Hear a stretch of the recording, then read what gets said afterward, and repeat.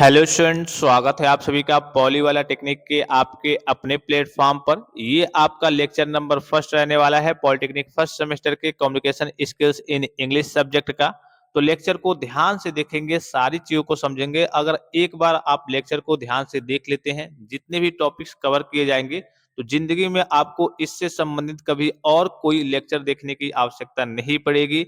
और एक और चीज मैं आपको बता दूं कि अगर लेक्चर देखने के बाद अगर आप भूलने की दवा भी खा लेते हैं, फिर भी इस टॉपिक्स को नहीं भूल पाएंगे जो टॉपिक्स आज मैं आपको पढ़ाऊंगा, समझाऊंगा। क्योंकि मैं आपको सारी चीजें सिंपल, सरल और आसान भाषा में सारी चीजें बताऊंगा, सारी चीजें समझाऊंगा। तो लेक्चर को ध्यान से देखेंगे। लेक्चर देखने के बाद अगर आपके मन में कोई भी डाउट्स, कोई भी संदेह रह जाता है, तो आप कमेंट बॉक्स में कमेंट करके पूछ सकते हैं। निश्चित तौर पे आपको रिप्लाई देखने को मिल जाएगा, या फिर अन्य जो भी आपको जानकारी चाहिए आप कमेंट बॉक्स में कमेंट करके पूछ सकते हैं। ठीक है। पॉलिटेक्निक फर्स्ट सेमेस्टर के सभी सब्जेक्ट के नोट्स के लिए, इंपॉर्टेंट क्वेश्चंस के लिए, इसके अलावा पिछले 10 साल के ओरिजिनल बोर्ड पेपर के लिए और प्रैक्टिस के लिए प्री बोर्ड के पेपर के लिए आप पॉली वाला टेक्निक एप्लीकेशन को डाउनलोड कर सकते हैं। वहां पे मात्र 49 रुपीज में आपको सारी चीजें देखने को मिल जाएंगी। और जितने भी वीडियो लेक्चर्स आएंगे वे वो आपके फ्री ऑफ कॉस्ट होंगे, उसके लिए आपको कोई चार्ज देने की जरूरत नहीं पड़ेगी।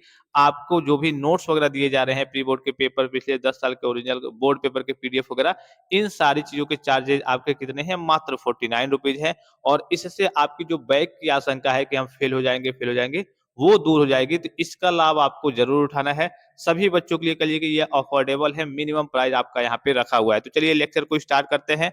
सबसे पहले कुछ बेसिक और बुनियादी चीजें हैं जो आपको जानना आपके लिए बेहद जरूरी है। जैसे कि हम जब किसी भी सब्जेक्ट को स्टार्ट करते हैं, तो उस सब्जेक्ट का कहिए कि उसमें कितने चैप्टर्स वगैरह हैं, सब्जेक्ट किस टाइप का है, ठीक है, और टोटल कितने चैप्टर्स हैं, किस चैप्टर का वेटेज कितना है, किस चैप्टर से कितने मार्क्स के क्वेश्चन बोर्ड परीक्षा में अराइज होते हैं। तो सबसे पहले आप ये जान लीजिए कि ये आपका जो सब्जेक्ट है वो टोटली इंग्लिश का है। किस टाइप का है? इंग्लिश का है। जैसे आपने 10th में या फिर 12th में आपने अंग्रेजी विषय का करिए कि पेपर वगैरह दिया होगा, पढ़ा होगा, उसका इंग्लिश में ये सारी चीजों को आपने पढ़ा होगा, उसका पेपर दिया होगा। सेम उसी प्रकार से जो आपका communication skills in English subject है वो टोटली आपका इंग्लिश का सब्जेक्ट है, अर्थात अंग्रेजी का विषय है। इसमें आपको इंग्लिश में ही पढ़ना होता है, इंग्लिश में ही बोर्ड परीक्षा में लिखना होता है। यहाँ पे हिंदी आपको दिख रहा होगा, तो हिंदी आपको नोट्स में इसलिए प्रोवाइड किया गया है कि जब आप पढ़ेंगे, अगर आप मान लीजिए कि सपोज कीजिए कि ये आपका डिफिनेशन केवल दिया गया होता, तो आप हो सकता है कि अगर पीडीएफ से करिए कि आप पढ़ते नोट्स से, तो आपको समझ में नहीं आता कि इसका मतलब क्या हुआ। तो हिंदी में सारी चीजें इसलिए दी गई हैं कि आपको पढ़ के, आप जैसे नोट्स से पढ़ाई करेंगे, तो पढ़ के आप अपने तरीके से सारी चीजों को समझ भी सकते हैं। तो नोट्स में हिंदी का उपयोग केवल आपके समझने के लिए किया गया है। ये आपका कम्युनिकेशन स्किल्स इन इंग्लिश जो है वो टोटली आपके इंग्लिश का सब्जेक्ट है। इंग्लिश में ही आपको पढ़ना होता है और इंग्लिश में ही आपको बोर्ड परीक्षा में लिखना होता है। ठीक है। अब सबसे पहले इसकी बेसिक और बुनियादी चीजों की ओर चलते हैं, बुनियादी चीजों की ओर चलते हैं कि टोटल कितने चैप्टर्स वगैरह हैं, कितने यूनिट्स वगैरह हैं, और किस यूनिट का वेटेज कितना है, किस यूनिट से कितने मार्क्स के क्वेश्चन आपके बोर्ड परीक्षा में अराइज होते हैं। उसके बाद से हम आगे की चीजों को देखेंगे। पॉलिटेक्निक फर्स्ट सेमेस्टर के बच्चों के लिए है, कम्युनिकेशन स्किल्स इन इंग्लिश का सब्जेक्ट है। चलिए नीचे की ओर चलते हैं। प्री बोर्ड के पेपर और सारी चीजों का लाभ उठाने के लिए आप पॉली वाला टेक्निक एप्लीकेशन को डाउनलोड कर सकते हैं। ठीक है। यहाँ देखिए कंटेंट्स यानी कि विषय सूची में आपको दिख रहा होगा, ये आपको एक चीज दिख रहा होगा, यहाँ पे क्या है आपका, ये सीरियल नंबर है, आपको देखने को मिल रहा होगा। ठीक है। ये क्या है? आपका सीरियल नंबर है, ये यूनिट नेम है, ठीक है, और ये आपका मार्क्स है। इसके नीचे सारी चीजें आपको देखने को मिलेंगी। ये सीरियल नंबर हो गया, ये यूनिट नेम हो गया, अर्थात कहिए कि चैप्टर एक तरीके से कह सकते हैं, चैप्टर का नाम क्या है, ये आपका मार्क्स हो गया। किस चैप्टर से किस यूनिट से कहिए कि कितने मार्क्स के क्वेश्चन आपके बोर्ड परीक्षा में अराइज होंगे। तो टोटल आपके कितने यूनिट्स हैं? टोटल आपके 5 यूनिट्स है। पहले यूनिट का क्या नाम है? आपका कम्युनिकेशन थ्योरी एंड प्रैक्टिस, जिससे बोर्ड परीक्षा में आपके 12 नंबर के क्वेश्चन अराइज होंगे। दूसरा क्या है? Soft skills for professional excellence, इससे आपके बोर्ड परीक्षा में 6 नंबर के क्वेश्चन अराइज होंगे, 6 मार्क्स के क्वेश्चन अराइज होंगे। तीसरा क्या है? Reading comprehension English for communication, इससे आपके बोर्ड परीक्षा में 12 नंबर के क्वेश्चन अराइज होंगे। चौथा क्या है आपका? Professional writing. प्रोफेशनल राइटिंग में आपका क्या आता है? अभी मैं आपको सारे कंटेंट वगैरह बताऊंगा कि इस चैप्टर के अंदर कौन कौन से टॉपिक्स हैं। ठीक है। प्रोफेशनल राइटिंग में आपका देखिए 18 नंबर के क्वेश्चन आपके बोर्ड परीक्षा में अराइज होते हैं, सबसे इंपॉर्टेंट है और काफी आसान है। ये आपका दैनिक जीवन के लिए भी आगे चल के, जैसे आपका लेटर हो गया, एप्लीकेशन हो गया, ये सारी चीजें आपको आगे आनी चाहिए कि जैसे आप कंपनी वगैरह में जाएंगे तो आपको दिक्कत वगैरह ना हो। ठीक है। उसके बाद से वोकैब्युलरी एंड ग्रामर की बात करें तो इससे आपके बोर्ड परीक्षा में 12 नंबर के क्वेश्चन अराइज होंगे। ठीक है, अब एक एक का हम करिए इसके अंदर देख लेते हैं कि यूनिट फर्स्ट में, सेकंड में, थर्ड में, फोर्थ में, फिफ्थ में कौन कौन से टॉपिक है, कौन कौन सी चीजें पढ़नी है।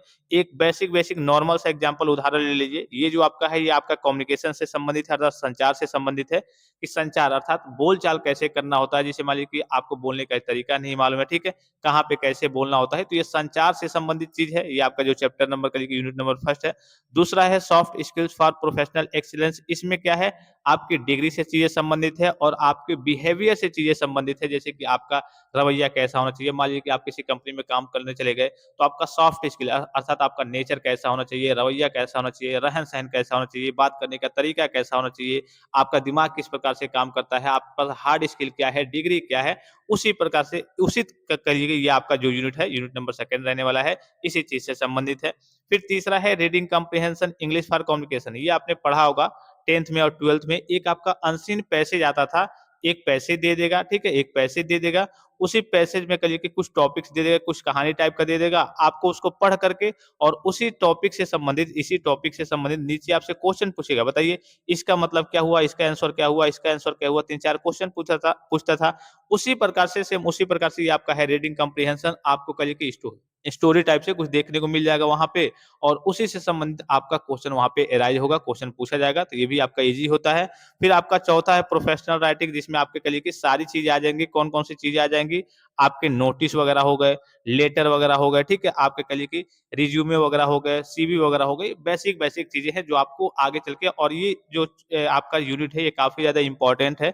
इंपॉर्टेंट इसलिए कि इसमें जितने भी टॉपिक्स है, जितनी भी चीजें हैं, वो आगे चल के आपका करिए कि उसका उपयोग भी करिए कि होने वाला है। जैसे कंपनी में जाएंगे तो वहां पे आपसे मांगा जाएगा कि हाँ आप अपना रिज्यूमे दीजिए, सीवी दीजिए, और जब आपको यही नहीं मालूम होगा कि रिज्यूमे और सीवी क्या होता है तो आप नहीं दे पाएंगे और बना भी नहीं पाएंगे। तो सिंपल सा तरीका होता है और सिंपल सी चीजें हैं।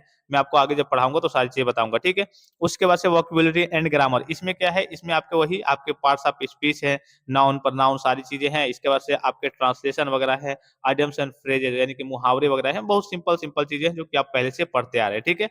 अब चलिए हम चैप्टर नंबर फर्स्ट को स्टार्ट करते हैं। ये आप समझ गए। इसका देखिए एक बार ओवरव्यू मैं आपको दिखा दूं। जैसे यूनिट और चैप्टर्स की बात करें तो यूनिट नंबर फर्स्ट हो गया कम्युनिकेशन थ्योरी एंड प्रैक्टिस। तो इसमें कौन कौन से टॉपिक्स हैं, तो बेसिक्स ऑफ कम्युनिकेशन यानी कि कम्युनिकेशन का बेसिक्स क्या है, ठीक है, इसके बारे में पढ़ना है। और इसके अलावा आपको दिख रहा होगा डिफिनेशन और इसका प्रोसेस क्या है उसके बारे में पढ़ना है। फिर types of communication, 7 Cs of communication के बारे में पढ़ना है। उसके बाद से barriers to communication and ways to overcome them यानी कि जो कम्युनिकेशन संचार होता है उसमें जो बाधाएं उत्पन्न होती है तो कैसे उत्पन्न होती है और उससे हम बचे कैसे, उसके बारे में पढ़ना है। और किन किन टूल्स के द्वारा, डिवाइस के द्वारा हम कम्युनिकेट करते हैं उसके बारे में पढ़ना है। ये आपका यूनिट नंबर फर्स्ट हो गया। यूनिट नंबर सेकंड की बात करें तो इंट्रोडक्शन टू सॉफ्ट स्किल और हार्ड स्किल यानी कि सॉफ्ट स्किल और हार्ड स्किल के बारे में पढ़ना है। इसका इंपॉर्टेंस क्या है और इसको अप्लाई कैसे करना है, विभिन्न कल्चर में हर जगह पे इसको अप्लाई कैसे करना है इसके बारे में पढ़ना है। यूनिट नंबर थर्ड की बात करें, रीडिंग कॉम्प्रिहेंशन की बात करें तो देखिए जैसे आपने हाई स्कूल में देखा होगा कि कहीं से भी कोई टॉपिक उठा लेगा, क्या करेगा, कहीं से भी कोई टॉपिक उठा लेगा और उससे करिए कि आपका क्वेश्चन वगैरह राइज करेगा। मान लीजिए कि कोई टॉपिक एक कहानी बना दिया, उसी कहानी से संबंधित आपसे क्वेश्चन पूछेगा, बताइए इसका मतलब क्या हुआ, बताइए ये कब हुआ था, ऐसे कब हुआ था। इसी टॉपिक से संबंधित ही, इसी कहानी से अर्थात स्टोरी से संबंधित ही क्वेश्चन पूछा जाता था। लेकिन इसमें क्या हुआ है, जो अगर आप पॉलिटेक्निक फर्स्ट सेमेस्टर की बात करें communication skills in English subject में, तो इसमें क्या किया गया है कि इसमें आपको 4 चैप्टर्स दे दिए गए हैं, ठीक है, अलग से नहीं पूछा जाएगा। आपको 4 चैप्टर्स देखने को मिल जाएंगे। पहला चैप्टर क्या है, प्रोफेशनल डेवलपमेंट ऑफ टेक्नीशियंस। पहले चैप्टर क्या है, प्रोफेशनल डेवलपमेंट ऑफ टेक्नीशियंस। दूसरा है लीडरशिप एंड सुपरविजन। तीसरा है आपका द रोमांस ऑफ रीडिंग और चौथा है सर सीवी रमन जी के बारे में है। तो इसी चैप्टर से संबंधित ही आपको क्या किया जाएगा, पैसे दिया जाएगा। इसी चैप्टर से संबंधित क्या किया जाएगा, इन्हीं चारों चैप्टर से संबंधित आपको कोई पैसे दिया जाएगा और उसका आंसर आपको अपने शब्दों में नीचे पूछा जाएगा कि हाँ बताइए सर सीवी रमन जी कौन थे, who is sir CV Raman. तो आपको अपने हिसाब से उस करिए की पैराग्राफ को पढ़ करके आंसर देना होता है। एक और चीज यहाँ पे समझ लीजिए, ये जो आपको चारों चैप्टर्स दिख रहे होंगे इससे डायरेक्टली भी आपका क्वेश्चन पूछा जाता है। कैसे क्वेश्चन पूछा जाता है, अब कह देता है कभी कभी कि डिफाइन कीजिए। क्या डिफाइन कीजिए, कि लीडरशिप और सुपरविजन क्या होता है। डिफाइन कीजिए कि रोमांस से, दी रोमांस ऑफ रीडिंग से आप क्या समझते हैं, या फिर लीडरशिप एंड सुपरविजन आप क्या होता है, what is leadership and supervision. तो डायरेक्टली भी क्वेश्चन एराइज करता है और पैराग्राफ के रूप में भी दे करके आपका अनसीन पैसेज टाइप का दे करके भी और उससे संबंधित भी क्वेश्चन पूछा जाता है। तो यहाँ पे ये चीज समझ गए। अब चलिए आगे की ओर चलते हैं। जो आपका चौथा है प्रोफेशनल राइटिंग, जो कि आपका सबसे इंपॉर्टेंट यूनिट है। इसमें क्या क्या चीज चीजें हैं, तो इसमें है आपका सीवी राइटिंग। वही मैंने आपको बताया कि जैसे आप अभी मान लीजिए कि फर्स्ट सेमेस्टर में है, फर्स्ट ईयर पढ़ेंगे, सेकंड ईयर पढ़ेंगे, फाइनल ईयर पढ़ेंगे, 6 सेमेस्टर जब पढ़ लेंगे, तो जैसे ही आप करिए कि जॉब के लिए अप्लाई करेंगे, तो सबसे पहले जो चीज़ आपसे माँगी जाएगी वो सीवी या फिर रिज्यूमे, ठीक है? दोनों एक ही चीज़ है, थोड़ा-सा डिफरेंस होता है, ठीक है? यही आपसे माँगा जाएगा। फिर कवरिंग लेटर, नोटिस हो गया, प्रेसिज राइटिंग हो गया, फिर ऑफिशियल लेटर्स हो गया, मेमोरेंडम हो गया, अर्थात मेमो हो गया, सर्कुलर हो गया, ऑफिस ऑर्डर हो गया, एजेंडा हो गया, मिनट्स ऑफ मीटिंग हो गया, रिपोर्ट राइटिंग हो गया, ईमेल ड्राफ्टिंग हो गया। ये सारी चीज़ें कहिए कि काफ़ी आसान-आसान चीज़ें हैं और इसका दैनिक जीवन में आपका उपयोग भी है। अब जैसे आपको ईमेल ड्राफ्ट करना है, ईमेल किसी को भेजना है, पता चले कि आपको ईमेल का मतलब ही नहीं मालूम है, ईमेल भेजना ही नहीं आता और कंपनी में ये सारे काम वगैरह होते रहते हैं, ठीक है? सीवी राइटिंग हो गया, रिज्यूमे वगैरह हो गया, नोटिस वगैरह हो गया, लेटर्स वगैरह हो गया, ये सारी चीज़ें आपको लिखना होता है, वहाँ पे भी आप जाएँगे जॉब करने, तो वहाँ पे भी कई बार ज़रूरत पड़ती है। कई बार जैसे आप हाई पोस्ट पे चले जाएँगे, किसी को नोटिस भेजना है, चाहे नोटिस कोई जारी करना है लेबर के लिए कि हाँ, ये आप काम करना है, इसको इतना फाइन पड़ा है, ये हुआ है, तो ये सारी जानकारी आपके पास होनी चाहिए। यही सारी बेसिक-बेसिक चीज़ें हैं। फिर लास्ट यूनिट की ओर चलते हैं, वोकैब्युलरी एंड ग्रामर की ओर चलते हैं, तो इसमें क्या पढ़ना है? सेंटेंसेस एंड इट्स टाइप्स, फिर पार्ट्स ऑफ स्पीच हो गया, टेंसेस वगैरह हो गए, ठीक है? उसके अलावा एक्टिव एंड पैसिव वॉइस हो गया, पंक्चुएशन हो गया, वन वर्ड सब्स्टिट्यूशन हो गया, आइडियम्स एंड फ्रेजेस हो गया, यानी कि अनेक शब्दों के लिए एक शब्द, जैसे मान लीजिए कि जिसके माता-पिता ना हो, तो उसको क्या कहते हैं? अनाथ कहते हैं। इसी प्रकार से ये सारी चीज़ें हैं और मुहावरे वगैरह हैं, ये सारी चीज़ें आपको इंग्लिश में पढ़ना है, ठीक है? अब चलिए कुछ इंपॉर्टेंट इंस्ट्रक्शंस वगैरह हैं, निर्देश वगैरह हैं, जो आपको जानना आपके लिए बेहद ज़रूरी है। जब आप नोट्स से अपने मन से भी पढ़ाई करेंगे, तो इन सारी चीज़ों को देख लेंगे। क्या है पहला चीज़ यहाँ पे आपको दिख रहा होगा कि कम्युनिकेशन स्किल्स इन इंग्लिश, एक क्या है? अंग्रेजी का विषय है, इंग्लिश का विषय है। आपको बोर्ड परीक्षा में केवल इंग्लिश में ही लिखना है। ये सारी चीज़ें मैंने मेंशन इसलिए कर दी है कि बच्चों को कन्फ्यूजन वगैरह ना हो, प्रोफेशनल वे में मैंने नोट्स वगैरह तैयार किए हैं। फिर देखिए, नोट्स में हिंदी भाषा का उपयोग केवल आपको समझाने के लिए किया गया है। नोट्स में एक ही प्रश्न के बहुत से उत्तर आपको देखने को मिल जाएँगे। अब जो भी आपको अच्छा लगे, जो भी आपको ईज़ी लगे, जो भी आपको सूटेबल लगे, उसको आप याद कर सकते हैं। जैसे बहुत सारे बच्चे होते हैं, लंबे डेफिनिशन वगैरह को नहीं याद कर पाते हैं, तो उनके लिए शॉर्ट डेफिनिशन है। 1-2 लाइन, 3 लाइन में भी डेफिनिशन है, वो भी आप याद कर सकते हैं। और आप चाहें डेफिनिशन को तो आप अपने शब्दों में क्या कर सकते हैं, तोड़-मरोड़ के भी लिख सकते हैं, ठीक है? वो भी यहाँ पे मेंशन है कि जिस भी डेफिनिशन को आप चाहें, जैसे होता है ना कि कई सारे टॉपिक्स हो गए, उसके कई टाइप के डेफिनिशन होते हैं, तो आपको जो भी अच्छा लगे, सूटेबल लगे, उसको लिखिए। या फिर अगर आपको ट्रांसलेशन आता है, तो आप अपने मर्ज़ी से करिए कि डेफिनिशन को थोड़ा बहुत तोड़-मरोड़ के भी लिख सकते हैं। यहाँ पे बस एक चीज़ आपको चाहिए, अगर आपका मान लीजिए कि ये अगर आपका पेपर अच्छा है, अच्छा मतलब अच्छे से अगर आपको करना है, इसको अटेम्प्ट करना है, तो एक चीज़ बस आपको कि आपका ट्रांसलेशन ठीक-ठाक होना चाहिए। अगर आपका ट्रांसलेशन ठीक-ठाक है, अगर बना लेते हैं, जैसे मान लीजिए कि आपको लिखना है कि वह जाता है। अब आपको यही नहीं मालूम है कि वह जाता है कि क्या होगा, शी गोज़ होगा कि ही गोज़ होगा कि ही इज़ गोइंग होगा कि शी इज़ गोइंग होगा, तो मतलब अगर आप ट्रांसलेशन अगर आपको नहीं आता है, तो इसमें आप इस सब्जेक्ट में फँस जाएँगे। अगर आपको ट्रांसलेशन आता है, तो सारी चीज़ों को आप कहानी के तरीके से भी पढ़े रहेंगे, तो थोड़ा बहुत आप जोड़ करके लिख लेंगे अच्छे तरीके से। क्योंकि इसमें आपको ये नहीं कि एकदम परफेक्ट तरीके से प्रोफेशनल वे में कहिए कि इंग्लिश लिखना होता है, या कहिए कि यूएसए की इंग्लिश लिखना होता है, लंदन की इंग्लिश में लिखना होता है, नहीं। आपको नॉर्मल अगर आप ट्रांसलेशन आता है, तो अपने शब्दों में तोड़-मरोड़ के डेफिनिशन को जोड़ के भी लिख सकते हैं, कोई समस्या नहीं है। बस आपको वर्ड मीनिंग याद होना चाहिए और ट्रांसलेशन आना चाहिए। ये चीज़ आप समझ गए। और लिखते समय आपको वर्ड मीनिंग का साफ सही तरीके से तो लिखना है, वो अलग की बात है। लिखते समय आपको वर्ड मीनिंग का ज़रूर ख्याल रखना है। जैसे यहाँ पे दिख रहा होगा आपको एग्जांपल के लिए, कम्युनिकेशन और सेंडर हो गया। तो बहुत सारे बच्चे क्या करते हैं, जल्दीबाजी में स्पेलिंग में मिस्टेक कर देते हैं, तो जब भी आपके कॉपी को एग्जामिनर चेक करता है, तो स्पेलिंग पे वो ज़्यादा ध्यान देता है, तो इस बात का आपको विशेष ख्याल रखना है, ठीक है? अब चलिए अपने चैप्टर्स की ओर चलते हैं, अर्थात यूनिट नंबर फर्स्ट को स्टार्ट करते हैं। सबसे पहला टॉपिक क्या है? सबसे पहला है आपका कम्युनिकेशन। कम्युनिकेशन किस चिड़िया का नाम है? कम्युनिकेशन होता क्या है? तो सबसे पहले मैं इसका थोड़ा-सा आपको सारांश बता दूँ, एग्जांपल के थ्रू बता दूँ। मान लीजिए कि आप क्या कर रहे हैं, क्रिकेट खेल रहे हैं। क्या कर रहे हैं? मान लीजिए कि आप क्रिकेट खेल रहे हैं, काफ़ी धूप में आप क्रिकेट खेल रहे हैं और आपको लग गई भूख। आपने क्या किया? भाई आप क्रिकेट खेल रहे हैं धूप में काफ़ी देर से, आपको लग गई भूख। आपने फ़ोन उठाया, अपनी मम्मी को क्या किया? कॉल किया कि मम्मी थोड़ा-सा पनीर बना देना, बहुत तेज़ भूख लगी है। मम्मी ने क्या रिप्लाई किया? हाँ बेटा, फ्रिज में मैंने हवाई चप्पल रख दिया है। तो यहाँ पे क्या हुआ? कम्युनिकेशन आपका कंप्लीट हो गया। कैसे कम्युनिकेशन कंप्लीट हो गया? कम्युनिकेशन का सीधा मतलब होता है कि सूचनाओं का, जानकारियों का आदान-प्रदान करना, एक जगह से दूसरी जगह तक कह लीजिए भेजना, या फिर कह लीजिए प्रेषित करना। यानी कि ये जानकारी थी, आपके मन में कोई विचार आया, कोई कह लीजिए कि सूचना थी कि हाँ, मुझे भूख लगी है, मैं मम्मी से कह दे रहा हूँ कि खाना बनाना है। तो आपने क्या किया? एक मैसेज दिया मम्मी को, और मम्मी ने भी आपको क्या कर दिया, रिप्लाई कर दिया। तो यहाँ पे जैसे ही आपका जब आप मैसेज किसी को भेजते हैं और उधर से रिप्लाई हो जाता है, तो यहाँ पे पूरा आपका कम्युनिकेशन का जो प्रोसेस है वो कंप्लीट माना जाता है, अर्थात यहाँ पे संचार क्या हुआ, कंप्लीट हुआ। तो यही चीज कम्युनिकेशन होता है। कम्युनिकेशन का मतलब ही होता है कि जो भी आपके पास जानकारी है, थॉट्स है, डिजायर है, व्यू है, कोई इमोशंस है आपके अंदर, कोई इच्छा है जिसको आप जाहिर करना चाहते हैं, तो वो चीज आप जब आप दूसरों तक पहुंचाते हैं तो इसी को कम्युनिकेशन कहते हैं। और कम्युनिकेशन का पूरा जो प्रोसेस है वो कंप्लीट कब होता है, जब उधर से भी आपको फीडबैक मिल जाता है, आपको संतुष्टि मिल जाती है, तो कम्युनिकेशन का पूरा प्रोसेस क्या हो जाता है, कंप्लीट हो जाता है। कम्युनिकेशन बेसिकली इसी चीज को कहते हैं, सूचनाओं के आदान प्रदान को कहते हैं। जो भी जानकारी है, सूचना है,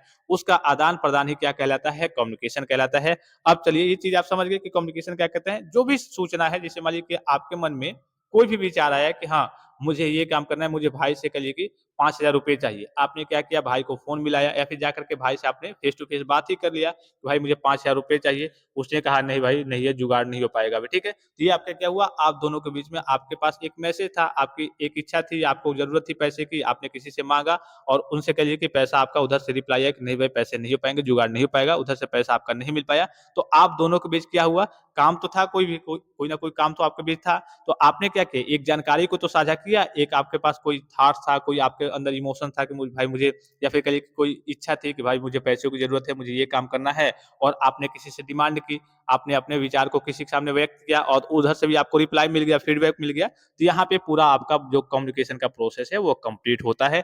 अब चलिए बेसिक बेसिक जो नॉर्मल से सिंपल सिंपल डिफिनेशन है उसकी ओर चलते हैं। डिफिनेशन इसके कई सारे हैं। सबसे पहले जो सबसे सुटेबल डिफिनेशन है वो आपको दिख रहा होगा इंटरफेस पे। क्या होता है communication? Communication is derived from a Latin word communicare which means to share data from one source to another source, यानी कि संचार लैटिन शब्द कम्युनिकेयर से लिया गया है। किस शब्द से लिया गया है, कहाँ के शब्द, लैटिन के शब्द से लिया गया है। ये भी आपका एमसीक्यू में क्वेश्चन बन सकता है, एक एक नंबर में क्वेश्चन बन सकता है कि जो कम्युनिकेशन है कहाँ से लिया गया है, तो लैटिन शब्द से लिया गया है। कौन से शब्द से लिया गया है, कम्युनिकेयर से लिया गया है, जिसका अर्थ है डेटा को एक स्रोत से दूसरे स्रोत तक साझा करना, अर्थात पहुंचाना। यानी कि एक स्थान से कह सकते हैं, सोर्स से कह सकते हैं, या फिर प्लेस से कह सकते हैं, या फिर पर्सन से भी कह सकते हैं कि संचार लैटिन शब्द कम्युनिकेयर से लिया गया है, जिसका अर्थ है एक सोर्स यानी कि स्रोत से दूसरे स्रोत तक पहुंचाना, या फिर एक पर्सन से यानी कि एक आदमी से दूसरे आदमी तक पहुंचाना, या फिर साझा करना, या फिर कह सकते हैं एक स्थान से, या फिर एक पर्सन से, या फिर एक सोर्स से, कोई भी आप मेंशन कर सकते हैं। देखिए एक सोर्स से दूसरे सोर्स तक भी जानकारी साझा करना वो भी आपका कम्युनिकेशन होता है।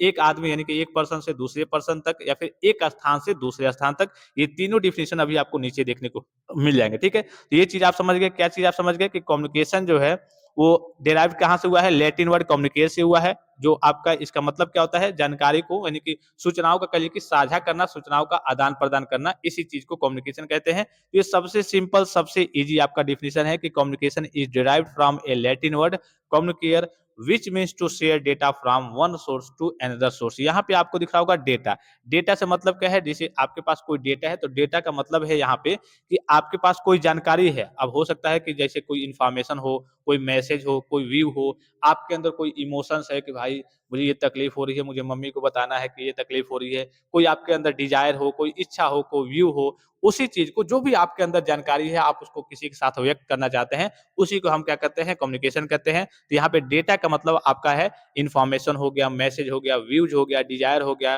कोई भी आपका इच्छा वगैरह हो गया, ठीक है। इसी को यहाँ पे डेटा के रूप में व्यक्त किया गया है। अभी आप नीचे हम देखेंगे, ठीक है। ये थोड़ा सा शॉर्ट यानी कि छोटा डिफिनेशन बनाने के लिए किया गया है। डेटा के स्थान पर आप information, idea, thoughts, feeling, desire सारी चीजों को मेंशन कर सकते हैं। अभी मैं आपको नीचे दिखाऊंगा, ठीक है। ये चीज आप समझ गए, ये पहला डिफिनेशन हो गया। कई सारे डिफिनेशन है, जो भी आपको इजी लगे, सुटेबल लगे, अच्छा लगे, उसको आप याद कर सकते हैं। बड़ा वाला याद हो जा रहा है तो बड़ा वाला याद कर लीजिए, बड़ा वाला नहीं याद हो पा रहा है, बहुत सारे बच्चों को नहीं याद हो पा रहा है, तो नॉर्मल नॉर्मल डिफिनेशन आप याद कर लीजिए। दूसरा डिफिनेशन क्या है, communication is the process of, क्या है, communication is the process of sending और receiving data from one place to another place. वही चीज है, दूसरा भी इसके आगे दिख रहा होगा, communication is the process of sending और receiving data from one person to another person. मैंने आपको कहा था one place to another place कहिए, one source to another source कहिए, या फिर one person to another person कहिए, बात एक ही हुई, ठीक है। तो इसका मतलब क्या है, एक स्थान से दूसरे स्थान पर डेटा भेजने या प्राप्त करने की प्रक्रिया संचार कहलाती है। सिंपल है। फिर देखिए इसका मतलब क्या है, संचार एक व्यक्ति से दूसरे व्यक्ति तक डेटा भेजने या प्राप्त करने की प्रक्रिया है। वही डिफिनेशन सेम है, बस थोड़ा सा लिखने का तरीका अलग अलग है। ठीक है। फिर देखिए नेक्स्ट दिख रहा होगा आपको, वही मैंने आपको कहा कि आप डेटा के स्थान पर जो डेटा शब्द था यहाँ पे ऊपर आपको दिख रहा होगा, सब में डेटा आपको शब्द दिख रहा होगा कि हाँ डेटा, ये दिख रहा होगा डेटा, फिर डेटा यहाँ पे आपको दिख रहा होगा, इसके स्थान पर इन सारी चीजों को आप मेंशन कर सकते हैं। इन सारी चीजों को अगर और लंबा आपको डिफिनेशन बनाना है तो इन सारी चीजों को आप मेंशन कर सकते हैं। यहाँ पे जैसे कि आपको दिख रहा होगा कि communication is the process of sending और रिसीविंग। अब डेटा का स्थान पर देखिए क्या क्या है, communication is the process of sending और receiving information, ideas, thoughts, feelings, emotions, and knowledge etc from one person to another person। one person to another person की जगह पे one place to another place या फिर one source to another source भी आप लिख सकते हैं। सारे डिफिनेशन आपके सही होंगे। ठीक है। तो कम्युनिकेशन क्या है, संचार एक व्यक्ति से दूसरे व्यक्ति तक सूचनाओं, विचारों, भावनाओं और ज्ञान आदि भेजने या प्राप्त करने की प्रक्रिया है। क्या है संचार, क्या है, एक व्यक्ति से दूसरे व्यक्ति तक, यानी कि एक कोई ये पहला पर्सन हो गया, ये दूसरा पर्सन हो गया, तो एक व्यक्ति से ये पहले पर्सन से दूसरे पर्सन तक या फिर दूसरे पर्सन से पहले पर्सन तक एक संचार एक व्यक्ति से दूसरे व्यक्ति तक सूचनाओं, जो भी सूचना हो आपके पास उसका आदान प्रदान हो रहा है, विचार है आपके मन में जो भी विचार है उसका आदान प्रदान हो रहा है, भावनाएं हैं, कोई आपके अंदर इच्छा है, भावनाएं हैं, उसका विचार, उसका कलिए के आदान प्रदान हो रहा है, वो भी एक तरीके से सूचना ही है। और आपके अंदर जो भी ज्ञान है, जो भी मैसेज है, उसका आदान प्रदान हो रहा है। इसी आदान प्रदान की प्रक्रिया को हम क्या कहते हैं, अपना संचार कहते हैं, अर्थात कम्युनिकेशन कहते हैं। तो समझ गए कि संचार एक व्यक्ति से दूसरे व्यक्ति तक सूचनाओं, विचारों, भावनाओं और ज्ञान आदि भेजने या प्राप्त करने की प्रक्रिया है।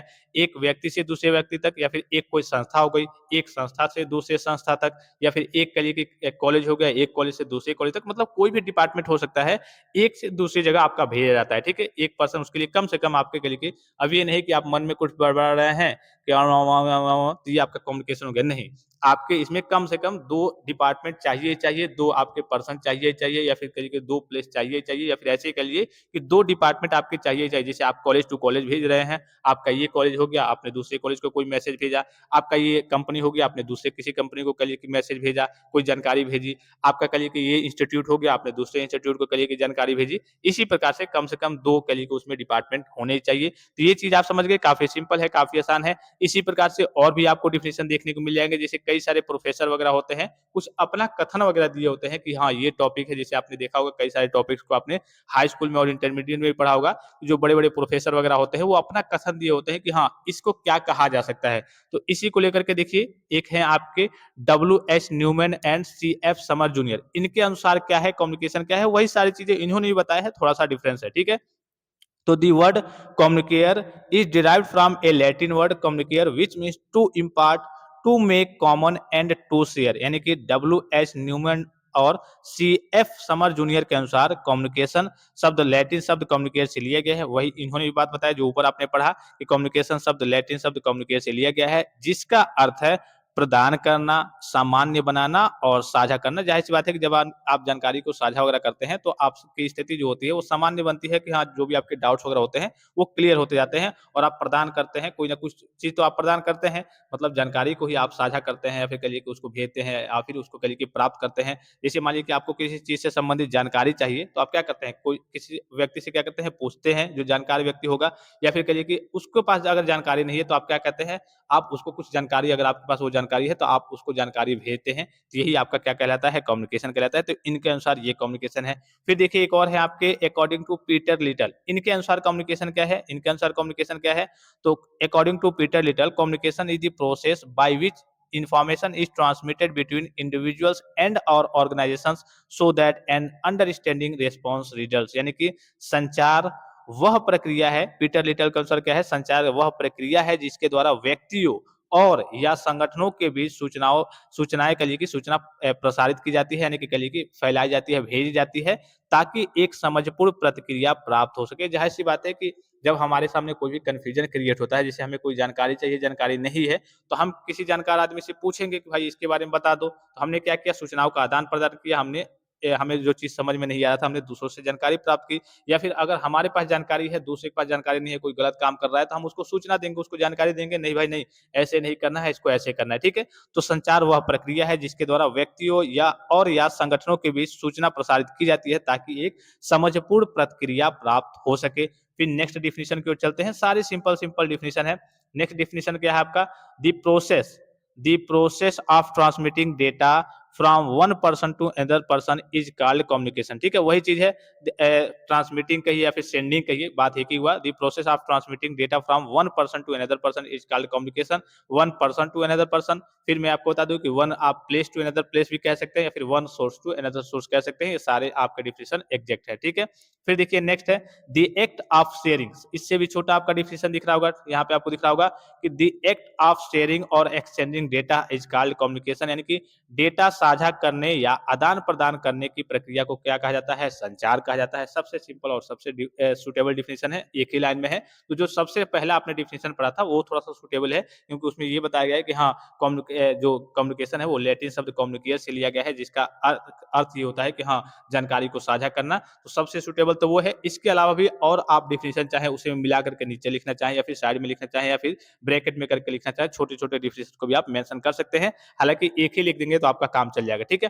फिर नेक्स्ट डिफिनेशन देखिए, communication is a process that involve sending end receiving message through the verbal and non verbal methods, यानी कि संचार एक ऐसी प्रक्रिया है जिसमें मौखिक या फिर शाब्दिक और गैर मौखिक तरीकों से संदेश भेजा और प्राप्त करना शामिल है। यहाँ पे एक चीज समझ लेंगे कि यहाँ पे वर्बल और नॉन वर्बल की बात हो रही है।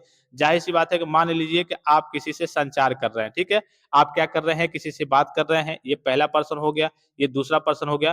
तो कम्युनिकेशन आप क्या कर सकते हैं? बोल करके भी कर सकते हैं, लिख करके भी कर सकते हैं, और इशारे इशारे में भी आप बात कर सकते हैं। जैसे गूंगे पर्सन है, कोई गूंगा है, बहरा है, तो वो तो बोलेगा नहीं, ठीक है। हो सकता है कि अनपढ़ हो, वो लिख भी ना पाए, तो वो क्या करेगा? इशारे इशारे में बात करेगा। जैसे कि उसके हैंड का मूवमेंट हो गया, हाथ हिला करके कुछ बात करेगा, आप उसके पैर का मूवमेंट हो गया, उसके बॉडी का मूवमेंट हो गया, उसके कल के हेड का मूवमेंट हो गया, उसके आई का मूवमेंट हो गया। जैसे आई आपने क्या किया, आपका जो जो आंखें हैं आपकी, उसको आपने खूब बड़ा कर लिया, एकदम बड़ा किया। तो इसका मतलब क्या होता है कि हाँ, हम मतलब वो अगला पर्सन क्या हो रहा है? क्रोधित हो रहा है, तो अगला समझ जाएगा कि हाँ भाई, ये गुस्सा हो रहा है, इस बात पे ये गुस्सा हो रहा है, तो वो ऐसी बात नहीं करेगा। तो आप कम्युनिकेशन कई तरीके से कर सकते हैं, बोल करके भी कर सकते हैं। अभी हम आगे जब टाइप्स पढ़ेंगे तो उसमें इन सारी चीजों को पढ़ेंगे कि आप संचार जो है वो बोल करके भी कर सकते हैं, लिख करके भी कर सकते हैं। अगर बोलना और लिखना नहीं आता है, आप गूंगे बहरे हैं, अनपढ़ हैं, तो इस केस में आप अपने बॉडी के मूवमेंट से भी आप कम्युनिकेशन को कंप्लीट कर सकते हैं। इशारे इशारे में जैसे होता है ना कि जेस्चर, इशारे इशारे में भी आप बातें कर सकते हैं।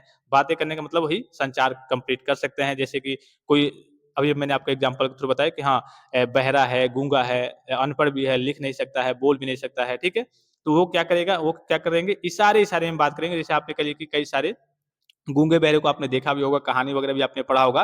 तो वो क्या कर लेते हैं, आप इशारे-इशारे में जानकारी, आपकी जानकारी को, आपकी चीज़ों को समझ भी लेते हैं इशारे-इशारे में। आप इशारे से बता देंगे तो समझ भी लेंगे, और वो भी आपको जानकारी भेज भी सकते हैं अपने अपने इशारे से। उनका जो भी ढंग होगा, जो भी तरीका होगा, उस तरीके से वो आपको चीज़ों को समझा भी देते हैं। तो इस तरीके से भी आपका कम्युनिकेशन होता है। वर्बल और नॉन वर्बल दोनों तरीके से आपका कम्युनिकेशन कंप्लीट होता है। तो वही चीज़ यहाँ पे बताया जा रहा है कि communication is a process that involves sending and receiving message through the verbal and non-verbal methods, यानी कि संचार एक ऐसी प्रक्रिया है जिसमें मौखिक, शाब्दिक और गैर मौखिक तरीके से संदेश भेजना और प्राप्त करना शामिल है।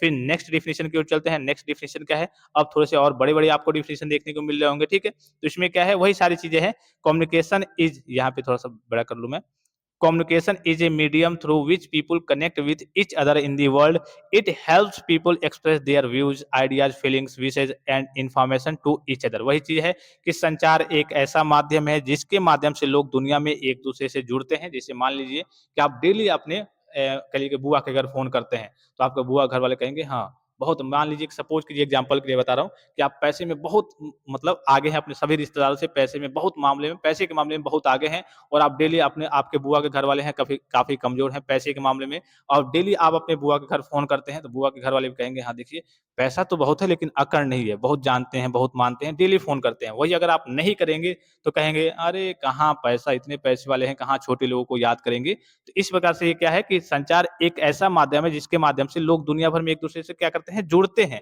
आप जितना कम्युनिकेट करेंगे, जितना लगाव रखेंगे, दूसरों से बात करेंगे, जानकारियों को साझा करेंगे, डेली आप मान लीजिए कि बुआ घर फ़ोन करके बात कर रहे हैं, मामा घर फ़ोन करके बात कर रहे हैं, तो उनको लगेगा कि हाँ यार, पैसा तो बहुत है लेकिन एटीट्यूड नहीं है। कहिए कि हमेशा फ़ोन करते हैं, हाल चाल लेते हैं, बात करते हैं। वहीं अगर आप नहीं करेंगे 2-4 महीने तो कहेंगे अरे कहाँ हम छोटे आदमी को याद करेंगे, बड़े पैसे वाले हैं। तो इससे क्या होता है आपका लगाव कहिए कि बना रहता है, जुड़ाव वगैरह बना रहता है। तो वही चीज़ कहा जा रहा है कि संचार एक ऐसा माध्यम है जिसके माध्यम से लोग दुनिया भर मन कहिए कि दुनिया में एक-दूसरे से जुड़े रहते हैं अर्थात जुड़ते हैं।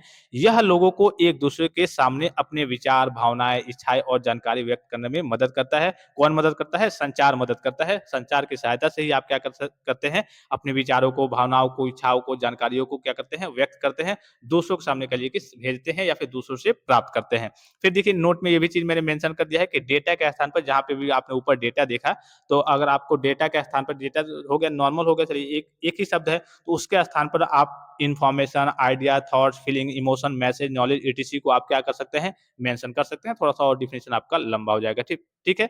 अब देखिए ऑब्जेक्टिव ऑफ कम्युनिकेशन, संचार का उद्देश्य क्या है? मैं कहूँ आपसे कि भाई आप पॉलिटेक्निक क्यों कर रहे हैं? पॉलिटेक्निक करने का आपका उद्देश्य क्या है? तो आप यही कहेंगे, पहले तो यही होगा मोटिव कि हाँ भाई मुझे पैसा कमाना है, घर की स्थिति सही नहीं है, मैं सोच रहा हूँ कि इसको करके थोड़ा-सा सेटल हो जाऊँगा, अच्छी खासी करिए कि जॉब वगैरह मिल जाएगी। पहला तो आपका यही होगा पैसा कमाना, ठीक है? दूसरा होगा कि आप जैसे कंपनी में जाएँगे, इंटरव्यू वाले पूछेंगे कि हाँ बताइए आप कंपनी में जॉब क्यों करना चाहते हैं? तो आप ये नहीं कहेंगे कि हाँ भाई मुझे पैसा कमाना है, आप कहेंगे कि सर मेरा ये लगाव था। जैसे मान लीजिए कि आप किसी ड्रोन वाली कंपनी में चले गए, ठीक है? या फिर किसी मैकेनिकल वाली कंपनी में चले गए, तो आपसे जब वो इंटरव्यू में पूछेंगे तो आप यही कहेंगे सर मेरा सपना था कि मैं ड्रोन टेक्नोलॉजी से संबंधित उसमें मेरा इंटरेस्ट था, मैं इन सब सारी चीज़ों के बारे में सीखना चाहता था थोड़ा-सा, मुझको कहिए कि इसमें इंटरेस्ट था इसलिए मैंने ये कोर्स चूज़ किया और मैं आगे चल के कंपनी का भी नाम करना चाहता हूँ। अच्छी-अच्छी चीज़ों को अच्छे-अच्छे तरीके के कहिए कि ड्रोन है उसको डिज़ाइन करना चाहता हूँ। इसमें कहिए कि जो भी फ़ॉल्ट है, जो भी चीज़ें गलत है उस तरीके उसको और अच्छे तरीके से कहिए कि उसको मॉडिफ़ाई करके अच्छे तरीके से बनाने की कोशिश करूँगा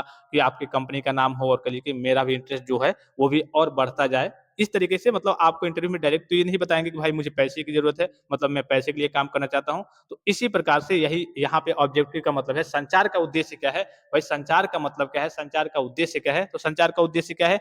तो द मेन ऑब्जेक्टिव यहाँ पे आपको दिख रहा होगा, the main objective 1 minute. The main objective of communication is informed and persuasion.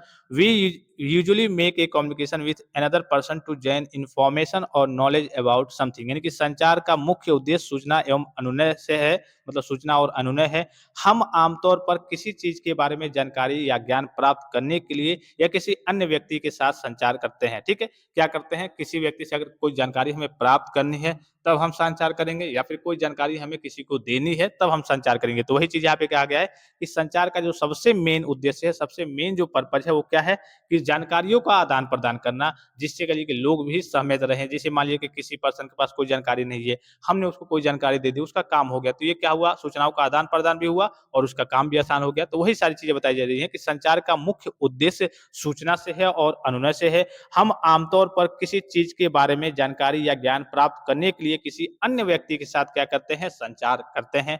फिर उसी में देखिए अथवा में भी दिया गया है छोटे-छोटे कि संचार का उद्देश्य क्या है? तो through communication all kinds of news can spread across the world. यानी कि संचार के माध्यम से सभी प्रकार की खबरें जो है वो दुनिया भर में फैलाई जा सकती है। ज़ाहिर-सी बात है अगर कम्युनिकेशन ना हो, जैसे कहीं पे मान लीजिए कि बाढ़ आ गया है, कुछ हो गया है, अगर संचार ना हो पाए तो आपको उसके बारे में जानकारी कभी मिल ही नहीं पाएगी कि हाँ भाई ये चीज़ हुआ था, ये हुआ था। वो हो सकता है गुप्त का गुप्त रह जाए या फिर कहिए कि दुनिया खत्म हो जाए, वो वैसे का वैसे उसके बारे में कोई जानकारी मिले ही ना। तो इसी तरीके से आपने देखा होगा अभी न्यूज़ में आप देखते होंगे छोटी से छोटी चीज़ों के बारे में जानकारी आपको मिल जाती है, कहीं भी कुछ होता है। अगर ये सारी चीज़ें ना होती, कम्युनिकेशन आपका ना होता, आपको जानकारी ना मिलती, तो हो सकता है कि वो गुप्त का गुप्त ही रह जाता, आपको कभी ज़िंदगी में पता ही नहीं चलता, ठीक है? तो through communication all kinds of news can spread across the world. यानी कि संचार के माध्यम से सभी प्रकार की खबरें दुनिया भर में फैलाई जा सकती हैं। ये भी उसका एक उद्देश्य है कि हाँ, इसके माध्यम से सभी खबरें दुनिया भर में फैलाई जा सकती हैं। फिर देखिए अथवा में एक और दिया है, clarity and conciseness are two essential objectives of communication that enable you to express your thoughts and emotions effectively। यानी कि स्पष्टता और संक्षिप्तता संचार के दो आवश्यक उद्देश्य हैं जो आपको अपने विचारों और भावनाओं को प्रभावी ढंग से व्यक्त करने में सक्षम बनाते हैं। यानी कि स्पष्टता हो गया और संक्षिप्तता हो गया, संचार के दो क्या हैं? आवश्यक उद्देश्य हैं जो आपको अपने विचारों और भावनाओं को प्रभावी ढंग से, इफेक्टिव ढंग से करिए व्यक्त करने में सक्षम बनाते हैं। तो ये आपका क्या हो गया? ऑब्जेक्टिव हो गया। इसी प्रकार से आपका इम्पोर्टेंस भी है। इम्पोर्टेंस क्या है भाई? मैं पूछूं कि हाँ इस चीज का आपने मान लीजिए कि बाजार से एक कोई ऑब्जेक्ट लाया, अब मैं आपसे पूछूँ कि भाई इसकी ज़रूरत क्या थी, इसका महत्व क्या है? तो आप बताएँगे ना कि हाँ, इसका ये महत्व है, ये काफ़ी ऐसा है, इसका ये काम होता है, ये कहीं मिलता नहीं है। आप उसका बताने लगेंगे कि हाँ, इसमें क्वालिटी क्या है, इसका महत्व क्या है। इसी प्रकार से आप संचार का महत्व क्या है, तो लेक्चर थोड़ा-सा लंबा हो रहा है। नेक्स्ट लेक्चर में हम आगे की टॉपिक्स को सिंपल, सरल और आसान भाषा में सारी चीज़ों को कवर करेंगे। चैनल पे अगर आप पहली बार विज़िट किए हैं, तो चैनल को सब्सक्राइब कर लेंगे, बेल आइकन को प्रेस करके ऑल पे क्लिक कर लेंगे और टेलीग्राम चैनल को जॉइन कर लेंगे। और हर एक सब्जेक्ट के नोट्स के लिए, प्री बोर्ड के पेपर के लिए, पिछले 10 साल के ओरिजिनल बोर्ड पेपर के लिए और इम्पोर्टेंट क्वेश्चंस के वीडियो लेक्चर्स के लिए आप पॉली वाला टेक्निक एप्लीकेशन को जाकर के प्ले स्टोर से डाउनलोड कर सकते हैं। डायरेक्ट लिंक मैं आपको इसी वीडियो के डिस्क्रिप्शन बॉक्स में दे दूंगा। और किसी प्रकार का संदेह हो, कोई भी जानकारी चाहिए तो आप कमेंट बॉक्स में कमेंट करके पूछ सकते हैं। लेक्चर अगर आपको अच्छा लगा होगा तो लेक्चर को एक लाइक जरूर कर देंगे। अगर यूट्यूब पे आप इस वीडियो को देख रहे हैं तो फिलहाल इस लेक्चर में इतना ही, इजाजत दीजिए। धन्यवाद, थैंक्स फॉर वॉचिंग। मिलते हैं नेक्स्ट लेक्चर में।